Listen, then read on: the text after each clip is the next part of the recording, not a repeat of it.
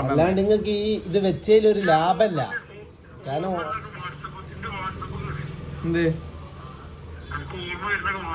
ആ വാട്സപ്പൊക്കെ അല്ല, അതായത് 1.5 ലക്ഷം റുപ്യൊക്കെ മുടക്കി നിങ്ങൾക്ക് ലാഭം വേണ്ട. ഫുൾ ടൈം കറണ്ട് കത്തണം, എന്നാലേ ലാഭമുള്ളില്ലേ.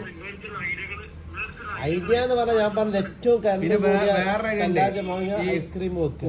ഉണ്ണിയപ്പം ഉണ്ടാക്കുന്ന ഒരു മെഷീൻ ഉണ്ട് കറണ്ടിനോട്, അത് വാങ്ങിട്ട് എല്ലാ കൂൾ ബാർക്കും സപ്ലൈ ചെയ്യാം ഉണ്ണിയപ്പം. അതുകൊണ്ട് പക്ഷെ മൈദ ഒക്കെ വാങ്ങുമ്പോൾ നമ്മള് പൈസ കൊടുക്കണ്ടേ? ഇത് ലാഭത്തിന് വെക്കാലോ ഉണ്ണിയപ്പം. അങ്ങനെ അതായത് നിങ്ങൾ 1.5 ലക്ഷം റുപ്യ മുടക്കിയതിൽ ഇപ്പൊ ഒരു ലാഭമല്ല. അത്രയും പൈസ മുടക്കിയിട്ട് ഉണ്ണിയപ്പം ബിസിനസ്, ഐസ്ക്രീം ആണെന്നല്ല അതിന് കറണ്ട് ബില്ല് കൂടുതലുണ്ടാവും. ഫുൾ ടൈം ബാത്റൂമില് പുറത്തൊക്കെ പറഞ്ഞ അൻവർ പറഞ്ഞ ഐസ്ക്രീം ഉണ്ടാക്കിയത് ഉള്ളിൽ ഐസ്ക്രീം പുറത്ത് കുറച്ചിട്ട് ഐസ്ക്രീം ഇല്ലേ. അപ്പൊ രണ്ടുമായി, ഒന്ന് പൊരിക്കലുമായി ഒന്ന് തണുപ്പിക്കലുമായി. അല്ലാണ്ട് കാര്യല്ല. പിന്നെ ഞാൻ പറഞ്ഞപ്പോ ഫുള്ള് രാവിലെ ഫുള്ള് കോർട്ട് ഉണ്ടാക്കിയിട്ട് ലേറ്റ് ഇട്ട് എന്നിട്ടാണ് ചട്ടിയിൽ ഇറക്കിയത് രാവിലെ.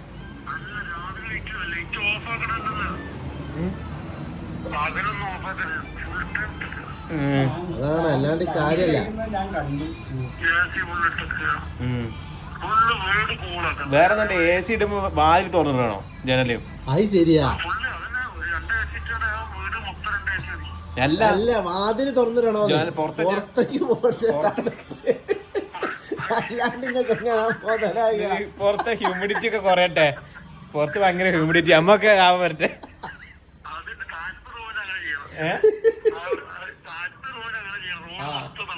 മലപ്പുറം ജില്ല നടക്കട്ടെ. സോളാറ് വെച്ചും കടിയിലായ ഞങ്ങള്. ഞാൻ അതാ